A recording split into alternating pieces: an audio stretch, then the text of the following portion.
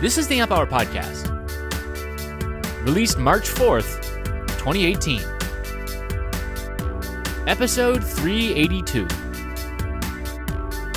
The Toggle Boggle.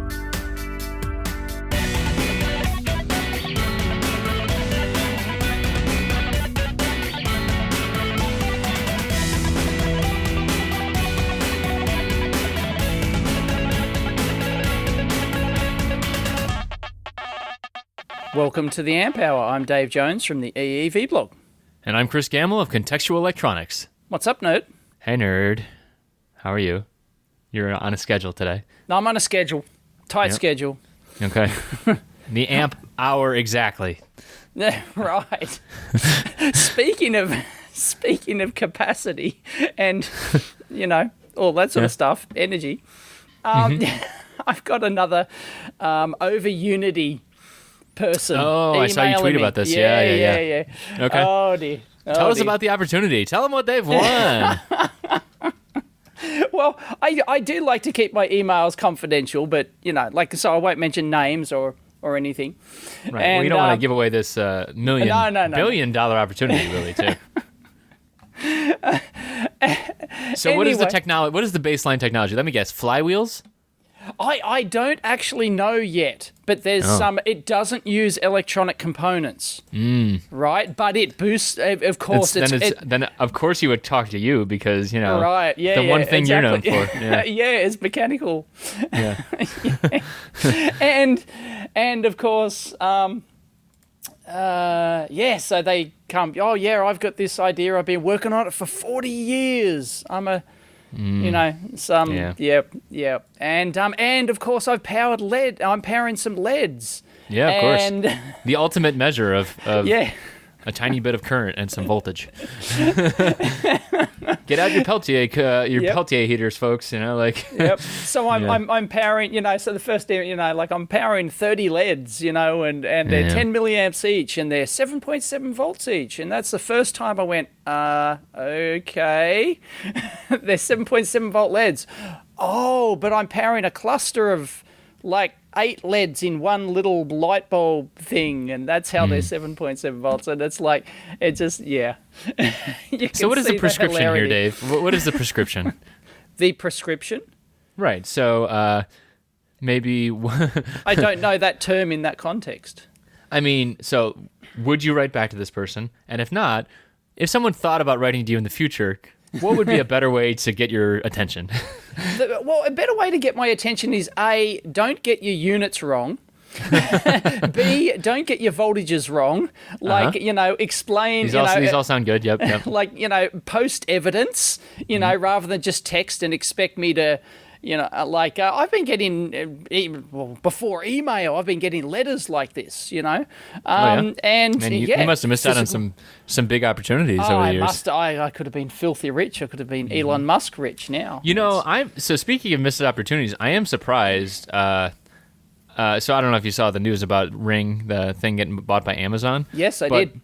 Because you watched that show that I'm not a big fan of, Shark Tank. They were on Shark Tank. Oh, I don't really watch it that much. Oh, they were on Shark. Who? Ring were on Shark Tank. Whatever was beforehand. Several years ago, were they? Yeah, okay. 4 or 5 years ago. And, wow. I mean, different era of stuff too. I forget what they were called. Yep. They had some of their name and then. Right. But nobody invested, and that's fine. Oh, okay. But I'm just amazed that something on Shark Tank actually worked. Right. And I know that's... I don't want to hear from anyone. It's fine. I know there's other stories, but it's the same thing here. This person expects me to take them seriously when I get hundreds of emails like this. You go on YouTube and there's thousands of people thinking they've cracked over Unity. Oh, but no, this person's obviously, they're... Oh, wow. I guess the prescriptive thing then would be and maybe an actual relevant thing for us, right? Okay, there are some real breakthroughs, right? There are some things that people should be attempting all these things, right? We shouldn't be the constant naysayers, because then you do miss when there's a real breakthrough. But I think it's more about that process, like you're talking about, of okay, let's test it against reality. Exactly. Is my test different than anything else I know that people are doing? Can it pass a certain, and it's amazing to me that it's just there's not these there's no standards in a lot of these cases, right? And so people say, well, my test is the only test that matters. It's like, no, you made up the test. It doesn't matter, right?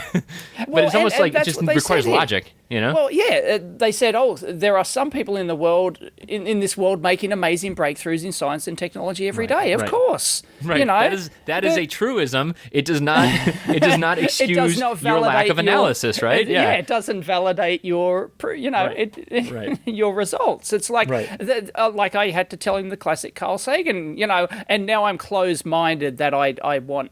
You know, I'm skeptical of this thing. So, you're just closed-minded, you know. And it's like, as Carl Sagan said, don't be so open-minded that your brains fall out. Right. You know, it's like, and that's the thing. Like, you could always find, like, especially in the age of the internet too, right? You could find a lot of supporting evidence, which also might not be backed up, right? Right. And it's like I mean, peer review is there for a reason, right? Because like you want to have other people looking at it. That's what I told him. I said, you actually need someone like me who does not take you seriously and goes in with the idea of trying to debunk it. Because that's it. If you want to if you want to just be in a big circle jerk, though, and everyone's going to go, oh, yeah, I got 2 times over unity on my lead flasher ring, so, you know, you must be on the right track, you know? Right. If you want that sort of thing, I wouldn't say someone like you, though, because, like, high profile, like, that's the thing. People always go right to high profile people. It's like, have you showed this to other people that are not high profile? And, like, is there any expertise and or common sense among that group? Right? It's like you should have, like, you know, a core group of people you're working with, and then check it with all them, ask them to break down your assumptions and all that stuff. And then you move out to a wider ring of people that don't know you and don't care if they hurt your feelings, right? And still not high profile. And then you go through them and they say, that looks okay too. And then, you know, the next ring out might be someone higher profile like you, right? But, like, you don't just, like, jump right from there to, you know, like you're saying, there might be people that are in this person's life that are like, good job, you're an innovator, but it's not the encouragement that matters. It's the check against reality. It's the checking against reality. Yeah. But there is a line that you're on either side of. There's the line of, does it obey the laws of physics, and does it, or are you trying to break the existing laws of physics? I mean, they are two. You know, it's a very clear bar. You know, I totally agree. And obviously, this person did not check against that bar, but like that's probably even in smaller circle, right? If we're talking about, you know, expanding circles, right? That should really be the one of the individual, right? That's on you. If you don't check that, then all bets are off. Then you're just wasting people's time. Yep. So, look, I don't know. Like, I'm all for people working on free energy stuff. Go for it. But just don't expect people to take you seriously. I'm sorry. You know, you need some pretty good evidence. Sure. Right? Really good evidence. The only person who's gotten close is the Stern guy, and, you know, who gave public demonstrations and, you know, like got $10 million from people and just went on for like a decade and just went on and on and on. You know, getting $10 million from people. Yeah, there's a good measure. And at the public demos, something subtly always went wrong with the test rig. Oh, sorry guys, it worked yesterday. You know, should have been here yesterday. You know, like. Right. But I think we could generalize this you could generalize this to lots of things, right? And it's just like anything with free energy, it's like automatically like alarm word, right? Yep. And so you have to work extra hard to prove to yourself, your inner circle, and then, you know, the ring of experts, and then everybody else, right? No. You've got to be careful that now, because I get all these free energy people taking me to task that, you know, there's energy all around us, right? Which is true. That's energy harvesting. So they'll use that as evidence that their thing works. So there's a difference between... Dave, I go right past the pedantry and the crazies, and I'm just speaking more generally here. When you're dealing with these people, you have to. I don't deal with these people. That's what I'm saying. Yeah, I don't deal with them. Right. Like, you are nice to even indulge just a little bit, but yeah. Because it's funny, you know. Right. I don't know. It's kind of sad at a certain point. Oh, well, yes, it is. So, no, the guy spent 40 years of his life and millions of dollars, apparently.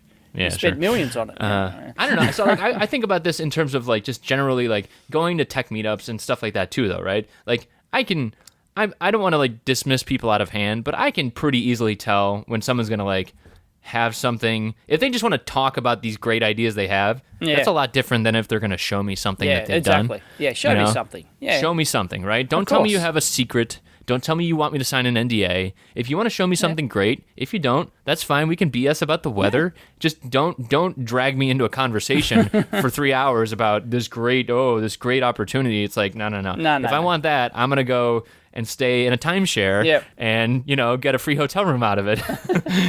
and this is what I get all the time, right? People say, I'm dismissive of absolutely everything, right? And I think your problem is that you've engaged a couple times. You've engaged a couple times. That's right, because I'm one of the few people who publicly debunk stuff, right? There's very few people out there actually doing that. Right, but it's because engineers, experienced engineers. Why do I dismiss things? I think somebody commented in the amp hour survey, which we'll talk about. Dave's always dismissive of everything. It's because, I'm an experienced he's a cranky engineer. Old bastard. No, sorry, same words. I'm an experienced engineer, right? And when you come at me with ideas, like my mind just instantly processes it and comes to the conclusion based on all my experience. And it's not hard to know that, I've developed this little batterizer thing and it gets, 800 times the capacity of your battery, 8 times line. Like, I just, like, the numbers just run through my head and I know it's bullshit. No, right. It's You're saying it as like this is a filter that you have, right? You have a filter based on past experience, and really that's just like a human characteristic too. Of like, of course, it's like the humans basically create subroutines based on habit, right? That's the idea, and you've seen it enough times where you're like, that's probably not. Yeah, the dismissive piece is how you respect and respond to it. So I will agree with them on that, right? Because you go, no. Fine. Well, because I have the conviction of like doing that. If I'm wrong, I'll say I'm wrong. Just convince me with the evidence. So what's wrong with coming out and being skeptical? Some people a little softer, Dave, a little bit softer. Yeah. But sometimes I hear ideas and I go, bang. I'm not dismissive. I know, bang, that's great. That's that's got something, right? Mm-hmm. It's just there's more bullshit out there than not, right? I do agree with that. So it's like I do agree with that. I can point to evidence where I'm not dismissive of things. Mm-hmm. It's just so much crap. Don't worry, Dave. Anyway. Don't worry, Dave. Yeah. There you go. Survey. Thank you to everyone who's taken the survey so far. We still are looking to hear from people. I had a browse through it, but I haven't. Haven't gone in detail, but I love the comments. The comments are the good part. Oh yeah, I mean, and like we said or 2 times ago, right? It's both the good and bad. We want to hear from you, so thank you to everyone who. Speak your mind. We don't care. and you were getting a total boner over the. You were getting a metric boner over the over the fact that we went from 20-something% to 40% of people would highly recommend the show or something. You didn't even come close, but right. Yeah. Oh well, There's a question on there that is the standard of surveying, which is called Net Promoter Score, and it it's basically the only measure that is consistent. Yes, I know it is. Yes, so.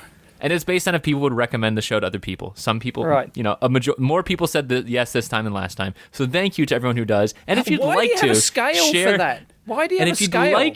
No, hold on. Let me get my pitch out here. If you'd like to share the Amp Hour, please send them to theamphour.com or any of your fine podcast listening feed apps out there, which is how many of you listen. In the car. Most of you listen in the car on a podcast. Yes, they do. What, 50% or something? 40? Something like that, 5% listen it was in high, the car or something? Yeah, high. Yeah, yep. Yeah. Anywho, keep your eyes on the road, damn it. Yeah. So Net Promoter Score is just about that. So what were you saying? What were you giving me crap about again? About how it's a scale. It's like, would you recommend it or not? Like this scale from 1 to 10. This is why YouTube got rid of the ranking thing. You know how you used to rank videos? Subscribe or rate them. Subscribe, rate. Huh? Everyone said at the end of the video, you used to be out of 5. You used to be able to give YouTube videos 5 stars. Yeah. And I don't remember that. And Netflix had the same thing as well. You used to be able to rate Netflix shows out of 5 stars, and they've all realized this doesn't work. People either put 1 star or 5 stars most of the time. Yeah, and it doesn't. So they changed them. Both of them changed them to thumbs up, thumbs down systems. Yeah. You know? Right. And there's some interesting stuff in there too. So like again with the statistics stuff. I think this is from my Samsung days, like thinking about like all of the black belt crap I had to learn. But even like so like within the 1 to 5 star system, right? There's people out there who are going to be like, well, it's mostly 4s and 5s, so they kind of skew up in that scale. And if you took it out to 10, right? So most people are going to be, be pretty very positive or very negative or whatever, right? Most people are not going to use the full scale, and so that's like you're saying, it doesn't utilize that actual thing there. And even in Net Promoter Score, you only take 8, 9s, and 10s, and then you basically turn it into a up-down kind of score like that. So it's 8, 9s, and 10s versus everything else. So if you want to mess with our data, you still can, and you can rate us a 7 if you really want to mess with me. 5% of people said they didn't want to enter the scope draw. Yeah, it's true. Okay. Yeah. Hey, some people have more scopes. We have a well-equipped audience, I'm sure. I'm sure that there's a lot of benches out there. Yeah, exactly. And they want it to go to someone who genuinely wants it, which is great. And that's nice too, right? Yep. I've been eyeballing my bench for a reorg. I'm like a management consultant. Like all I know to do is to reorg. Are you going to do a before and after video? I don't know. God, no. There's nothing. I mean, like, Dave, there's no space in my. People that don't know, I'm in a kitchen nook. Like, there's not much space here. Basically, I'm to switch where the computer and the bench. Yeah, the soldering area is. So that's all I can do, really. Right. 6 months, I'll switch it back. So why don't you get a bigger space? I mean, I don't even use that much of this, Dave. I mean, like, okay. I mean, like, so I was gonna actually ask you about that because the reason I'm switching in the first place is like. It feels like accessibility stuff, right? So, like, you have lots of bench space, right? But I would guess that the majority of the time... Which is never available. Sure, there's that piece. But even if it was kept pristine, right? And I'm sure that a lot of people listening can relate to this, too. Even when you have pristine bench and you're very good about that, to be honest, most of the day is computer stuff, right? I mean, like, either you're writing firmware or software, you're responding to emails, you're on a forum, you're on Twitter, you know what I mean? I literally have a lab and an office. I spend most of my time in the office. That's exactly. Like, and I think that's, I mean, like, I think back to my jobs too. Like, I mean, so at Keithley, I had a bench right next to me, and like, the split was like that. Like, I think the people that are at the bench most of the time are deep into something, which is great, and that's the enviable state, right? I've always said a good measure of how I'm doing with web stuff versus electronic stuff is when I type in DI into my browser. If it comes up DigitalOcean, it means I've been doing too much server stuff, right? That's what I use for hosting. If it comes up DigiKey, I'm on a good path, right? It means that I've been searching for parts and all that stuff. And so that's how I kind of measure, like, if I'm doing more electronics or not. And unfortunately, it's been a lot of DigitalOcean stuff lately. So just trying to shift the balance a little bit, Right. Yeah. What else? Was there anything else? Like getting bench time is tough, right? Yep. Yeah. I know. Is there anything any other interesting results? There's just not enough graphs in this thing. I'm sorry. Oh, not enough graphs. Oh, well, I'll let you set it up next time, buddy. There's not enough pie charts. Yep. Got it. Yep. And we will post these eventually. We'll give it another couple weeks for people to enter. So please do add your stuff. Hey, I've got a technical question for you. Go ahead. All right. I'm just completely getting off this topic of stats. That's fine. We're moving fast here, man. I was thinking from the survey, actually, we a lot of people said we missed chip of the week. We haven't done that in a long time, so maybe we should sneak one of those in. Ooh. Yeah. If you're using a power supply, okay, and knobs is not an option, just putting it out there. Okay. Would you prefer up, down voltage and current keys with velocity control, so you just hit up and it goes, Yeah. Or so would you hold it longer, it goes hold faster, it longer, right? it goes faster, and in proper steps, Or would you prefer a keypad? Oh, because it's something we've asked on the EV blog forum. This is for the new, got it. I get it. New power supply project, and we just want to know what people think. I like that. There's another survey for you right there. No, don't actually ask the public. Never ask the public what they want on a device. We're happy to totally ignore the public and just do what we want. I think probably keypad. I mean, like, if I'm being honest. Right. Because you could always turn one of the keys. You could put a plus minus over the 1 and 2 or something. That's what we've done in one of our implementations, is to put the arrow keys. It's just not, if you want to use the arrow keys, it's not obvious how to do it. So I think that's the thing. Like If you have the capability of doing a keypad, I think that's nice. Right. But again, like you're saying, like, yep. The best way to test it is you put it in front of someone. Yeah, exactly. But people will end up using it either way. It's like, I can use the up-down buttons and Yeah. oh, look, doesn't that have nice velocity control? And I think the thing is, like, so I'm looking at my power supplies, which will soon be moved. Yep. My 2400 is up down, and Yep. that I've gotten through. And basically, it's like if you could select, it's if you have a left right as well, so you can select the different digits. That matters. Oh, I'm not a fan of those. I'm not a fan. I'm not a fan either. I'm just saying No. that like that helps speed it up a little bit. Oh, it does, but yeah, no. And then my other supply is just a simple knob supply. Yep. But you're not going to do knobs, so that doesn't No. matter. Yep. Yeah, and then let's see. You've seen what I'm talking about. Yes, You've seen a render of the Yeah. thing I'm talking about. So yep. I don't know. Keypads are not all that common, as far as I can tell. I mean, like some of the newer stuff does, right? Like the Rigol power supply has it, right? Yes, it does. But yeah. So I think that's the thing. Like, but it also has a knob, so you can actually do the the right. knobby It's, thing. it's always that thing of like convention versus like people are going to use what's whatever's there, obviously, if they want it bad enough. Of course, yeah. So Yeah, I can't say I have a strong opinion.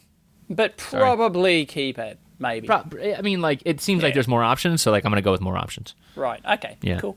All right. Yeah. Fair enough. Cool. In fact, how's that moving along? Well, I don't even know. I can keep talking, and I'll try and find the survey and see if I can get the results of because I actually did a poll on the forum. Yeah, So, I think doing it with like a user group versus the public, you know what I mean? Like if you do it with the public, well, first off, that there's a lot of noise in there, anyways. Yeah, right. But I always go back to that anecdote I heard about, like you put people in a room and you ask them like what color should this Bluetooth speaker be, right? Yeah, right. And, yeah. But I'm sure I showed this on the show before, right? No. The Maybe. bike shed. What? No, this is not bike shedding actually. All right, so this is a okay. little bit different. So the idea is like you put people in a room, you say there's 6 different colors this thing could be, and you please discuss which would be the best, and then people discuss, oh well, it should be purple because it's blah blah blah, blue these or like whatever. focus groups. I've never been involved in. Have you ever been involved in one of these product focus groups, like outside of work?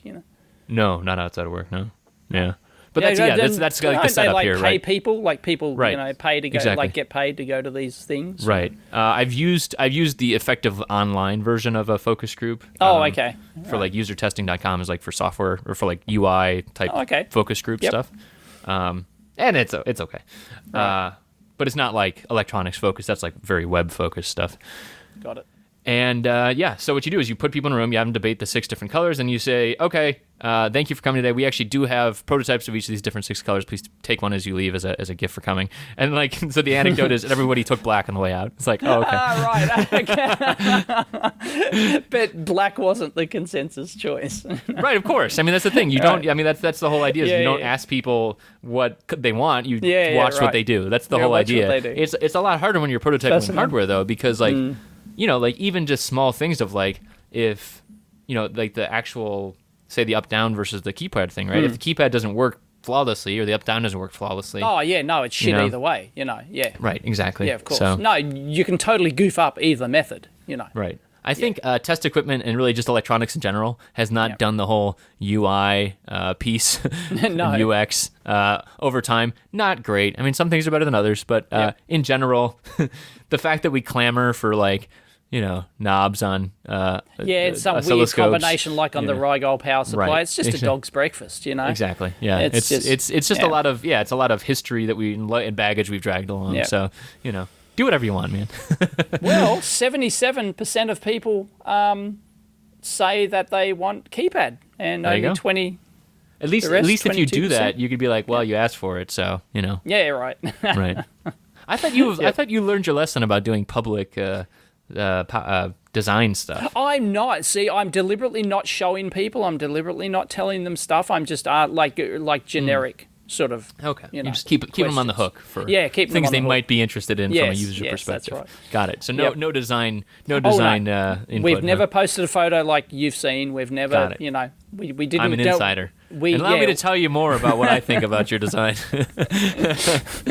Yeah, it's tough. I was in a situation a couple months ago actually where, like someone did the design, and once it was all done, everybody wanted to debate it. Yeah, right. It was done, It was done. Yeah. Yeah. Right. I think you and I have talked about that in the past, where it's like hardware is a one person. At least one person needs to be like, one person needs to be steering the ship. Yeah. Yeah, exactly. Totally. Right? You can have people helping with individual circuits or anything like that, but you need one person who is just like, it all falls on their shoulders. It passes or fails based on them. And that it sucks for that person, but also they get the glory. So, Right. Yeah. Oh yeah, the fortune and glory in electronics. Yeah, that's right. Oh, well, let me tell you about that. The riches are unending, Dave. Yeah. Yeah. Oh boy. Yeah. Right. Yeah.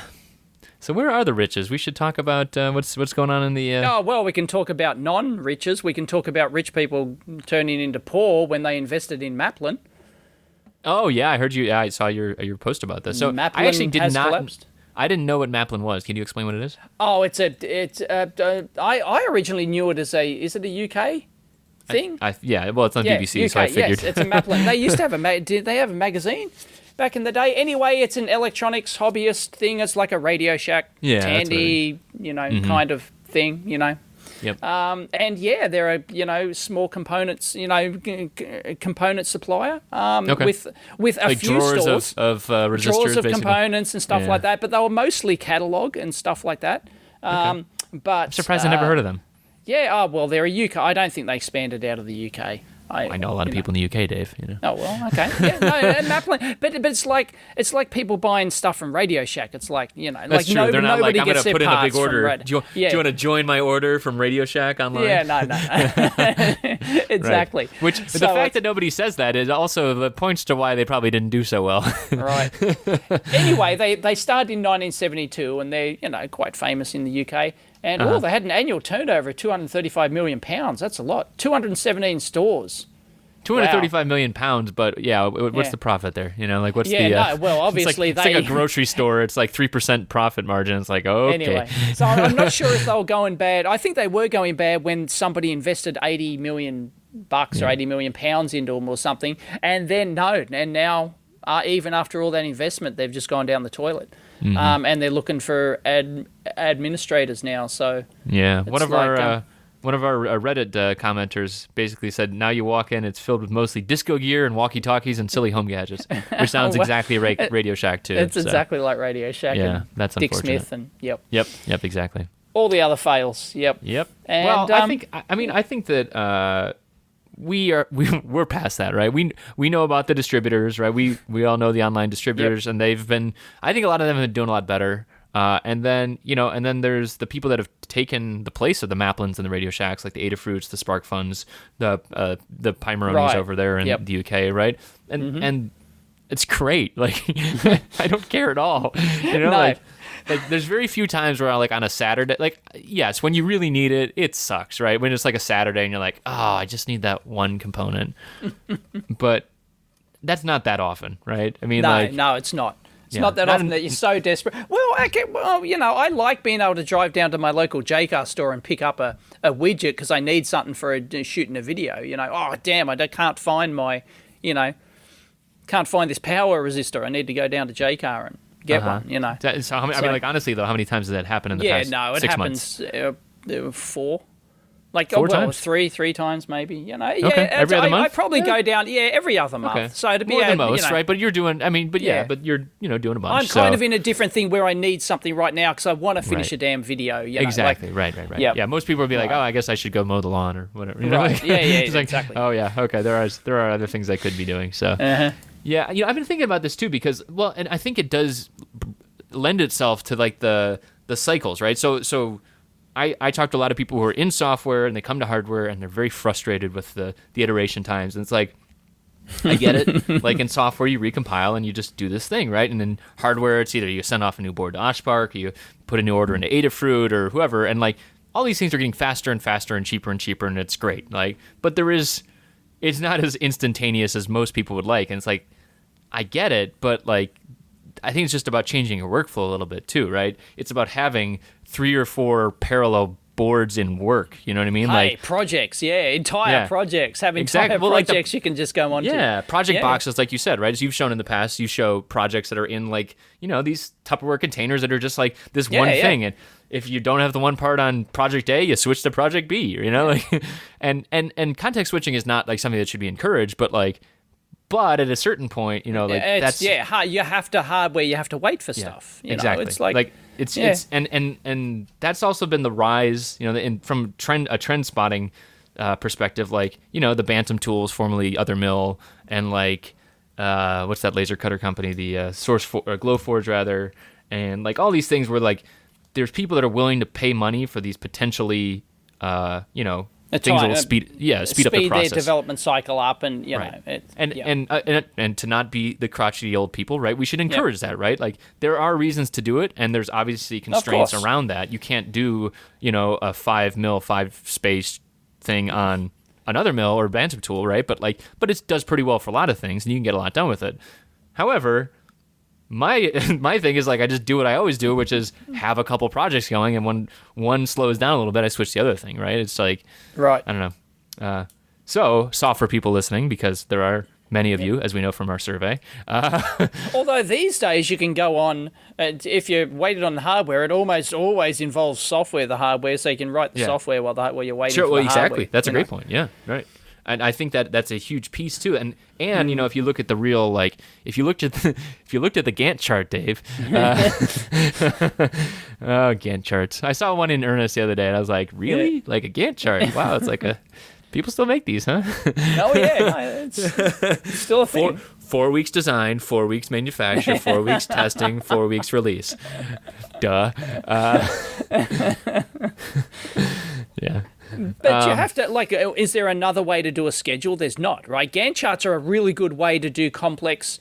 They are actually very helpful when you've got a complex project with lots of dependencies. Like you can't start this until you get this, and then that's what right. Gantt charts can do. They link dependencies together. Yes, right. Yes, this is not the kind I saw. Mine was like the kind where like you have the blocks that were like each one. There was like each dependency was just based on another thing. There was no like parallel path type stuff. It was just like dependency. Yeah. Right. Yeah. Yeah. And so anyway, I'm actually a bit of a Gantt chart fanboy. Oh, really? Please share your Gantt chart for the micro supply. I'd love to see that one. No, I don't do them for my own personal projects, but every time I've used them, I can kind of see the value in them. But I'm also bitching and groaning on the side. You get to make a chart that you show to the manager above you, and you say, see, there's a plan, don't panic, right? Exactly. Yeah, everything's going to plan, don't panic. This is precisely why I'm sitting here playing video games, because I've got nothing to do, because the Gantt chart says so. Look, the Gantt chart is empty right here, you see? We're here today. The hardware comes in 2 weeks. We're fine. There's nothing else I could be doing. Right. That's how it works. Yeah. Well, I think you're right though. Like the software piece, the firmware piece, all that stuff. Or you can build test jigs. You can do something. Right. And I can tell you about test jigs. We just had our test jig fail the other night. Oh, really? We're doing button turning thing. Yeah, the button turning thing, which is Toggle the Bot. It's called Toggle the Bot. Toggle the Bot. Well, Toggle. Toggle the Bot. Anyway, we did have like a live stream. Yeah, it's like a pet. It's going to be it's going to be the new Tamagotchi. Gotcha. Yeah. Right. Anyway, we had like a live video stream and everything else. Yep, stockings everywhere. And and we got to we were up to 25,000 cycles, and then the jig just went and it crapped itself, and the meter started. It only had to be out by a little bit. It wasn't superbly engineered that there was we thought there was a lot of tolerance in it, but it turns out there's not, and then it ended up not turning the knob properly, and then eventually it broke, and the shaft and the knob slipped and everything, and we got it. Yep. Right. So you lost track of the actual turns versus the counted turns. Well, at the very end, it wasn't turning at all. Oh, I see. It was That's why you need to do like a complex servo feedback type thing, Dave. Yeah. Closed loop control is where it's at, man. None of this stepper crap. None of this stepper rubbish. That's it. And but just anyway, really over optimize that one solution for the thing that you could you didn't really need to be doing in the first place. Anyway, it turns out we did get 25,000 cycles out of it. Sure. And once we got in there and actually cleaned the contacts, it's back. We put it back together, and the meter's as good as gold. Okay. So that's what was really the interesting. hypothesis here? Did you do the full scientific method here or no? Well, the hypothesis was that, okay, we've added a shim which changes the pressure on the contacts, therefore more pressure should equal more wear on the contacts, right? Okay. So we wanted to test it out. So we knew we had fixed the problem of the intermittent contact issue, which is what people were having, Okay. So we knew we'd fix that. Right. But, what would that do to the wear of the contacts? And it turns out it doesn't really seem to do much, if anything, at all. Oh, excellent. Okay, so this sounds like a successful test in the first place. It sounds, except the fact that now that we've got a shim in there, we've got a fiberglass shim made out of PCB material, and it rubs against the plastic of the case, and we didn't have any lubrication in there, so it actually wore down. At first I thought, the fiberglass is wearing down, damn it. And because you kind of expect fiberglass versus rubber fiberglass wins. No, fiberglass versus plastic. I don't know what kind of plastic it is. Okay. Fiberglass, FR4 fiberglass epoxy material versus plastic. Plastic loses. Okay. And it ground all the plastic dust. It started this finely ground ABS plastic dust, and it got all in the contacts, and the contacts are kind of self-wiping, so it's kind of most of the time it does a good job, but it gets to a point where look, you really have to get in there and clean this puppy, after, 15, 20,000 you don't know cycles. where the dust might end up going elsewhere in the meter too and stuff. Oh, right. Okay. Yes. Because if you shake the meter around, it goes elsewhere in the meter and stuff like that. Exactly. Yep. It's not conductive, of course, but, still, you don't want your meter filled. You better hope not, because you probably got other problems at that point, right? Yeah. So, we have that issue. But apart from that, no. It was good. But cool. When you don't engineer your jigs with enough margin, like we thought we had kind of adequate margin. We thought it would work, and it did for 10, 15,000 cycles, but then it started to give problems, so. Yeah. I was just getting at the whole idea of so one thing I always struggle with is I'll be in frantic mode, right? I'll be there's a problem, I got to go test it, right? And I won't write down my assumptions. I won't, the actual scientific method is really good in that case, right? Yep. If you do it, I always point. Yeah. But your enthusiasm overrides it. You go, I got to do this. I don't need to document that. I'll be right.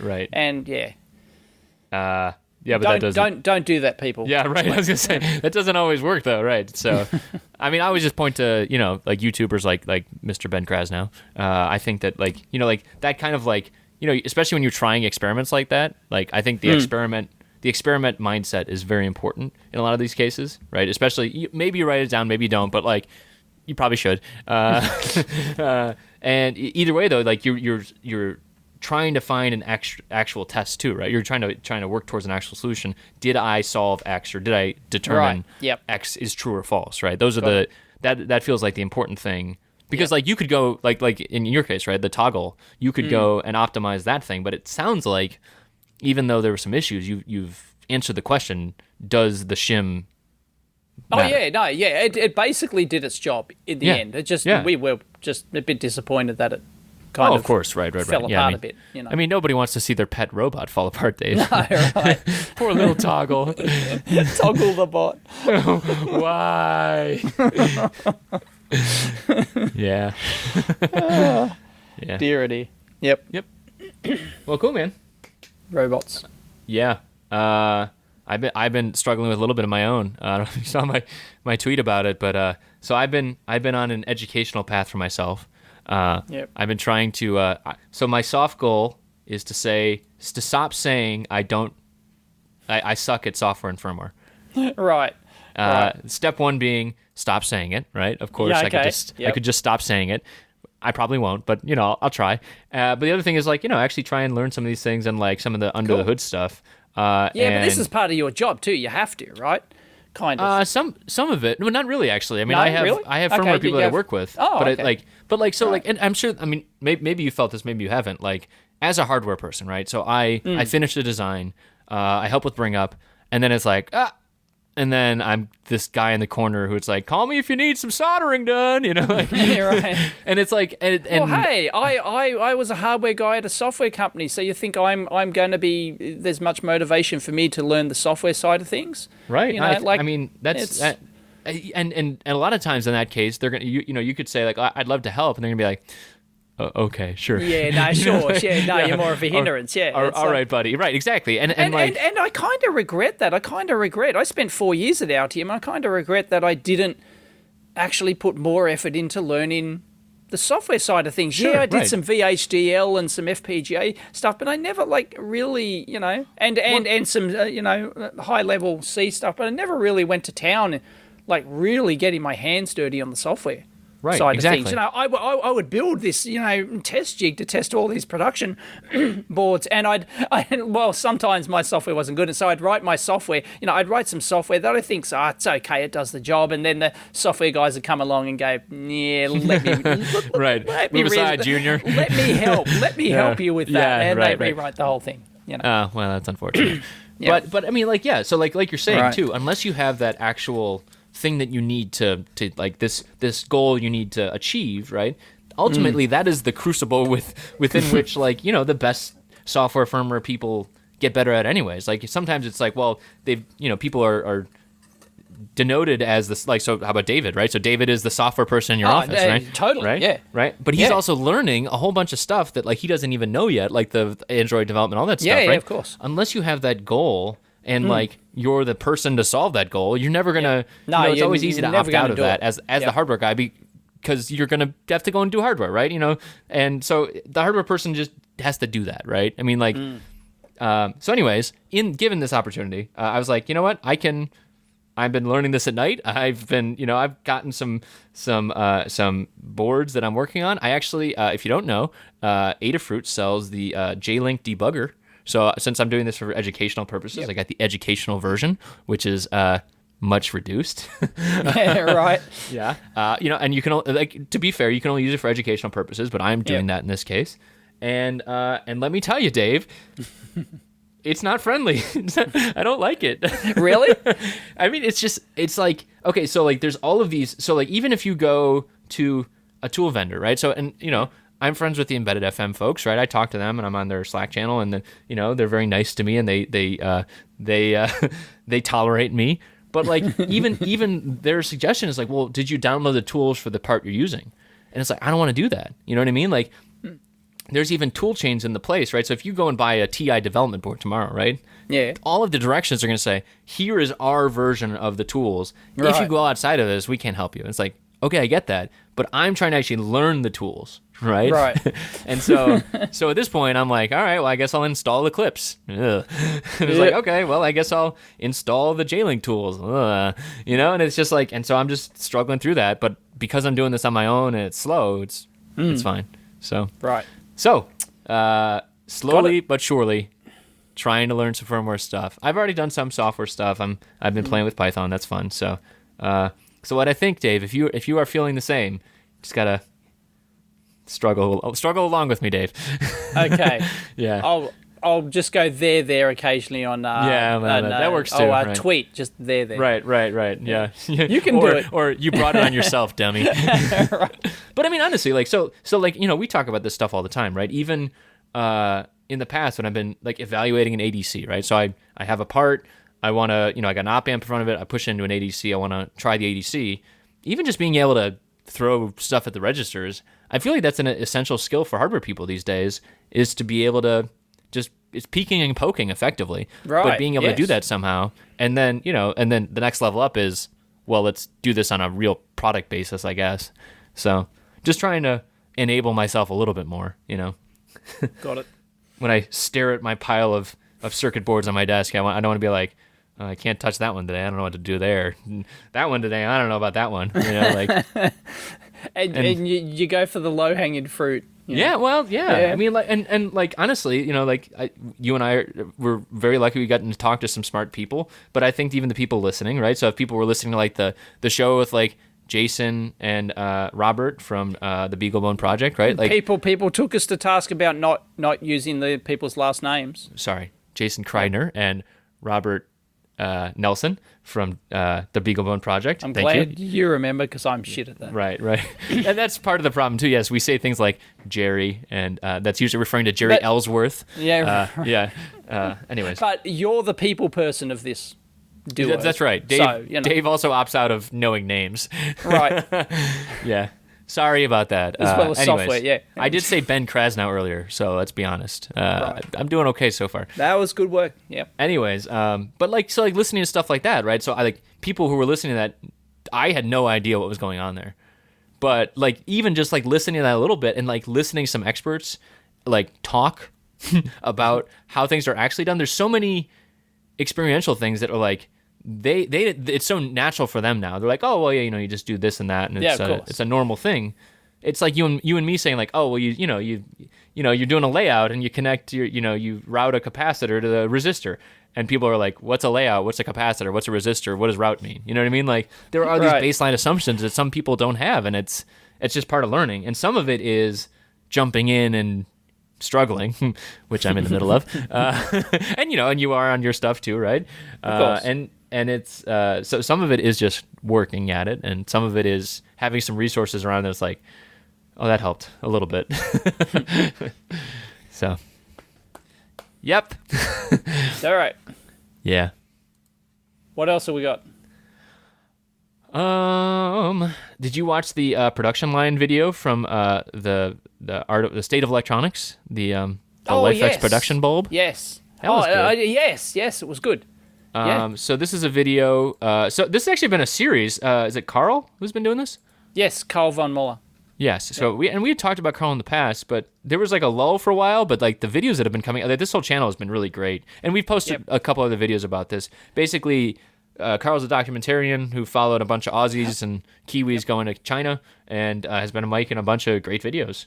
So yeah, I know, and he's actually, he's traveling the world to make these videos. He's putting a lot of effort into it. Right. And he still hasn't released a ton of the original material. He came to my lab 7 years ago and Seriously? shot footage. Yeah. Wow. It's that long ago. He's been working on all this. And there's a lot Documentarians of are that also stuff. archivists, right? Well, because I can see why, he suddenly gets excited about manufacturing in China. So, I'll go to China and film that. I see. Right. Yeah, he's kind of working on enthusiasm. Dave's not changing anytime soon. I just want him to dump all the original footage that he got, because he got hundreds of hours of interviews with me and a whole bunch of other people. I just love it if he just dumped the raw footage. But he's a professional filmmaker, so he's this is very well done. I mean, it is nice. Pride doesn't let him do that, Yep. And everything, and every video's professionally color graded, and actually professionally, just like he does for his TV commercials and films that he shoots and stuff. Right. Yeah. This is all shot like a documentary where you have someone's face is lit on one side. And yeah. It's all the stuff that I don't do for my videos, exactly. Right? Yeah. All the stuff us amateurs don't give a toss about. Yeah. Right. Well, no, this is good too though, because this kind of stuff gives insight for a lot of the production stuff. So we've talked about production a lot too, but even you and I. Did you see the tour of the machine shop factory? It was a machining plastics and stuff too, right? That was actually part of this series. This little mini-series he's doing, yes, there was a plastics factory that talked about machining and doing molds and all that stuff. Yeah, so there's been a lot of great stuff in here. But I think that's good too, because it kind of gives, it's like a tasting menu of different processes. You're not going to learn how to do an injection mold, but you're going to be like, oh, well, that's how it, at least you know the name of it, right? Sometimes the vocabulary is as important as anything else. So, yeah. So these are good videos. They're great. And then the interview with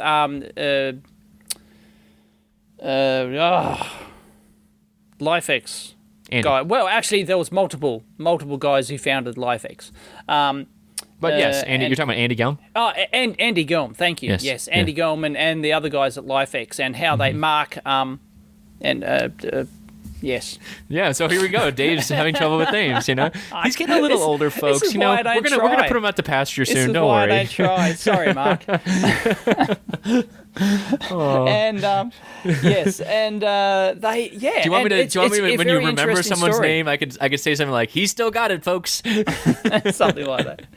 And it's just great how they went through the whole Kickstarter thing, and they had to finish the Kickstarter early because they got the angel invest in, and they didn't want to be saddled down with actually delivering, because they knew this was one of the most successful Kickstarter campaigns of all time back when it came out. It was in the top 2 or 3. free. And if people don't know, the Lifx bulb is a color-changing internet-connected Wi-Fi bulb. connected Internet of Things right. wank bulb. These days, it's run-of-the-mill, right? But then it was back early then and... it was the duck's guts, right? It Right. was the Internet of Things thing, and people went crazy over this, and like they raised $1.5 million in 5 days, and it was looking like it was going to go to like 5, 10, and be the biggest Kickstarter of all time, and they went, we have to, like, we didn't expect this, and we don't think, and see, the problem was they weren't close to manufacturing. They had their prototype, but they had no idea how to manufacture this thing, and they went, hey, guys, we're going to be in a lot of trouble. We're going to have 10,000 people screaming down our neck every week. Yeah. Right, where's our light bulb? Where's our light bulb? And we know it's going to take another year to get this manufactured. Which is tough, right? Turning down money is tough. And, but that is the right call in a hardware scenario. But the reason that they were able to do that is because they had the angel invest in. Like I think 2 days after it went gangbusters, an angel investor came in and went, hey, I'll give you some money. They shut down the Kickstarter, and then they were free to have like a year. Well, they had less people screaming at them to actually make a product. Right. Yep. So, yep. I can understand that now because I'm totally late on my multimeter now. So right, yes, officially late. Yep. Yeah. Oh man. Although I did ship on time, I did ship. Well, no, it's 1 week late on shipping, but it turns out after we shipped them there are issues. Got it. So so I just put a hold on every other shipment. So it's like, sorry, it's like, have to fix this, and so I can understand people why they did that. Anyway, it's fascinating. Cole's doc, subscribe to his channel. Yeah, it's definitely it's a good channel. Subscribe so that you get, like, because he doesn't have a regular schedule for releasing this stuff. So best thing to do is subscribe, then you just get emailed. Right, and subscribe to the EEV blog if you haven't yet, folks. EEV blog if you haven't. And EEV blog 2. I kind of I joked that I've got like 56,000 subscribers on EEV blog 2 now, and I joked to David that, this year, wouldn't it be funny if we set a goal of actually getting a silver play button, 100,000 subscribers on the second channel, like just for shits and giggles, this second channel where I just throw random crap, and it's, I've been putting a ton of stuff on there recently. Yeah, I've seen it. And more edited stuff. Originally it was just like just single take clips and stuff. Now I'm actually editing stuff to put on EEV blog 2. It's a sickness, Dave. So putting more work in. Yeah, I know, it's a sickness. Yeah. Anyway. Yeah. Yeah, all right. Speaking of sicknesses, good. What a segue. The buyouts and rumors continue. We'll see if this sickness turns into full-blown flu. The full-blown M&A flu, but Microchip apparently is going to buy Microsemi. I don't actually think that matters that much to anyone around here because Microsemi is the one. They were a military manufacturer who ended up buying Actel, which is the number 3, maybe number 4 FPGA vendor, but they're still around. Microchip already own Atmel, and which have bought a couple others too. It's just that's a big consolidation now. If that goes through. Right. I'm not a huge fan of fewer chip companies. I think that's a bad thing overall. Boo. But and I think there's been a shakeup in terms of the Atmel merger into Microchip, but it doesn't matter what I think. You know what I mean? No. Shit's gonna happen anyway. I haven't heard of any. How about this? From an outsider perspective, I haven't heard of any parts in Atmel being canceled, but I could be wrong on that. Have you heard of any? I think they... no, I'm not going to talk out my ass. Okay. No. I mean, when we hear about it, ultimately, you never know, so we have no control over this stuff at all, right? As consumers in general, right? As chip consumers, we have no thing over this. The only way you can have control is to become a shareholder and then vote against it, Right, or, a big shareholder. Right, yeah. I guess you're still voting at that point, right? Right. But yeah, I mean, so there's really nothing there, but, what you can do is you can watch out for, usually the hairs on the back of my neck kind of stand up when I hear about mergers because it's like, well, I guess I just have to watch for potential obsolescence notices and stuff like that. Now, a lot of the distributors are getting better with that, where when they get an obsolescence notice, they'll pass it to people who've bought stuff. Like, I know DigiKey sends me stuff for when a part goes obsolete. That's nice, and I know other distributors do that too. So, that's one way to keep track of it, but really, it's almost like you should keep track of if you have a bomb out there in the world, like, you know, run your bomb every couple months, make sure they can actually buy the parts. There's no, because like, you know, if you get it quoted again, they're going to tell you, oh, hey, by the way, that part is screwed. So, yeah. So, I don't know. I don't use any Actel parts. No, I don't. I haven't used Actel for quite some time. I mean, everything I hear about FPGAs these days is talking about the ICE 40 because of the small sphere we're in. And if people are interested, they can go listen to the it's one of the few that's available in a usable small package and stuff like that, you know. And that and like, then the open source toolchain too is that's the big one. So yes, yeah, people because can listen to the Clifford Wolf you thing. download the toolchain for, you know, if you go with Xilinx or Altera, it's like, you know, you're in it. In for a penny, in for a pound, you know. Yeah, like, exactly. Yep. Yeah. Right. Pick your poison. And you're done for. Yeah. From the what is this? This is the headline of the day. What's that? In an era of smart things, sometimes dumb is better. Sometimes dumb stuff is better. Well, duh. Right. You know, my watch that I've got, my dumb watch that I've got on beats the ass out of your smartwatch any day of the week. Yeah, you know, I keep thinking about the calculator that I've got in front of me, that I'm holding now. It beats the shit out of your bloody iPhone calculator. You know, it's iPhone just calculator. Okay, whatever. Yeah, right. Yeah. I mean, I think that's kind of the age we're entering into too. Like, so people who listen to The Prepared, which is another podcast, Zach and Spencer who do that, they also do the public radio, right? So that's like a very bespoke, hipstery, like, you know, one-use item, right? But like, I think we're entering that too, where people are more attached to like the thing that's very single-use because of its simplicity and because it's not complicated with an internet connection and it's not complicated like with light switch, a screen and a switch. Yeah, like it's like a light switch, right? Exactly. Yeah. And I mean, I think that there will be kind of like a mental separation as a pushback to all the, you know, connected doorbells and alarm clocks that have cameras in them. You know, I think it's 20% of this article says of American households have a home automation appliance. Yeah, I bought my parents one, and I have not put one in my house yet. What is it? What? Oh, I bought What did you buy them? Echo. Oh, Echo. Right. Yeah, so Amazon Echo. Right. Yeah, I mean, they seem to like it. Oh, really? Okay. I mean, that's the thing. Like, I think that there was I don't forget when it was, but there was actually a really interesting article about the Echo specifically, because for older people, my parents aren't that old. You know, they're like in their 60s or so.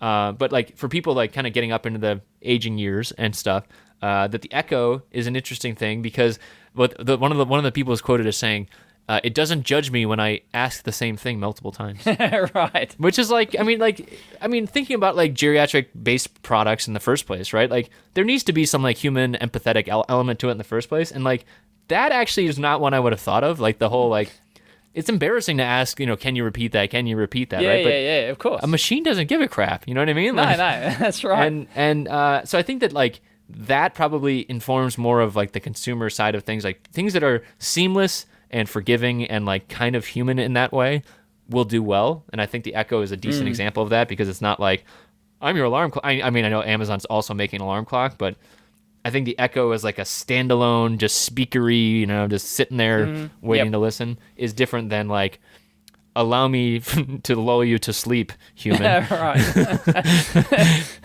Yeah. So, well, I will see.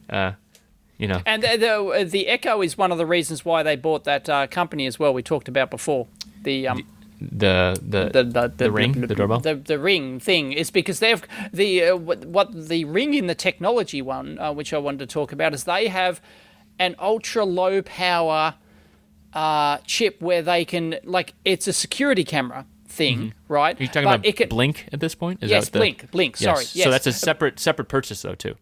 Yeah, so Amazon bought out two companies. But they want Blink it is the for one the we're chip. talking about. They don't give a shit about the product. They want the chip in there. Right. The custom chip they have, which is a low power. It runs off, I think, I'll find it here, but it's like 2 AA lithiums or something, and it can last for like 2 years, taking continuous security video. Right, like, which that's is bloody nuts. impressive. Yeah, it's that really ridiculous. is. Right. I'm sure it's not. I'm sure it's not like 30 frames per second video. I'm sure it's like once per second kind of grab. But that's it's just wow. Yes. It's great. I mean, like, right, as a videographer, right? Yeah.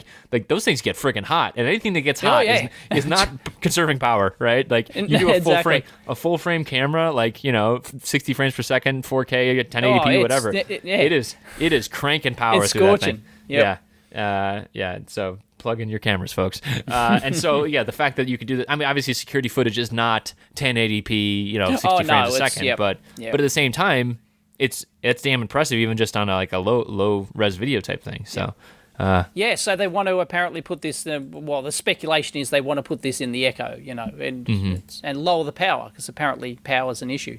Yeah. For them and stuff. So it is a little frustrating that the technology company that made an innovative chip is $90 million, and the consumer based doorbell company is sold for $1 billion. Like those two things, I know they're not that far off as an order of magnitude, but but come on. I know brand matters, customer lists matter, blah blah blah blah blah. And the tech takes back seat. This sounds like they got a really innovative chip. Probably patented new process technology. I don't know. Like some new chip design, which enables a lot of things, and it's like, it's just a footnote. Right, exactly. It's just a thing that, of course, that's going to happen. Nerds, come on. Yeah. Get back in the lab and make the next one, because we're going to buy that next. Right. The magic Oompa Loompa. This is the magic Oompa Loompa company, right? That's right. And it's just it's not worth as much as the bloody toy store. The farty novelty toy store. Yep, it's true. Anyway, we're not respected, fellow person who can't make security chips along with myself. I guess $90 million is better than anything we were getting. I'm sure they're rubbing their hands together. Yes. Yeah. Yep. But it's like, but that's nothing these days. It's like, if you didn't hit that $1 billion unicorn, it's like. Yeah. I'm not a fan of that term, I gotta say. Unicorn, I know, because it just values things not based on their merit. It's just like it's valued what it's valued at. It's like just some artificial valuation. Bullshit. Mm-hmm. Yeah, just numbers on a page, man. Anyway. Yes. If you'd like to contribute to our numbers on a page, we have a Patreon page. And you can support the Amp Hour. That helps to send microphones to guests, and we appreciate all of our Patreon people for doing that. So thank you. Thank you very much. We have T-shirts again. Do we? We do. Actually, so to me. They're on my site. Obviously, I have a store now on my site where I'm selling T-shirts for everything. Obviously, the proceeds from that go to the Amp Hour. I'm not just going to run a bunch of stores. I'm running one store. There's also KiCad stuff on there. All of the proceeds from that go to the original? Right. The KiCad project. Is this the original Amp Hour design? It's the original. Right. It's the original logo design. Yep. Cool. So we have a men's shirt and a women's shirt, and then. We also, and I also have the Widlar poster on there. The proceeds from that are going to STEM-based charities, because that is not our image. Right. Yep. Right. So we're gonna we're gonna make it accessible so people don't have to print it themselves. If you like it, you can get it in multiple sizes there. All the proceeds that go to a charity. So, yep. And but you can get a T-shirt now. And that. Speaking of posters, you should start selling the poster I've got behind me, which is the chart of the electromagnetic spectrum. Everyone asks about that. It's massively popular. All right. We'll talk about all that stuff. And the other thing that's new is we have a newsletter. Do we? Once again, news to me. Yeah. I know. Well, I've been doing this stuff. So I've been reworking mail servers and stuff. So basically, if you sign up on theamphour.com, there's an entry box for entering your email there. You'll get the weekly episodes through that if you don't already get it, if you want to. But we're also going to start sending out basically, at the end of the show, we always say, and there's a bunch more links. We're going to basically start sending those out with some context around them. So, so we're going to be spamming people here, but not spamming. They have a choice, exactly. They opt in, yeah. Right. So, yes, if you'd like to get a notice of the Amp Hour being available and the Is this an newsletter, automated thing, or do you have to manually do it each week? Manual right now until I figure it out. So. Right. Yeah. We'll see. All right. Yeah. So, Amp Hour newsletter. It's a thing. Cool. All right, Dave. Well, I think we hit our time, and I think we didn't go overtime. So we're all good. Cool. I'll go back talk to the free energy guy again. That's right. Yeah. Good luck with that. I'm sure that there's lots of you could probably make at least $90 million there. Come on, at least. Yeah. All right. Well, good luck. We'll talk to you next week. Catch you next time.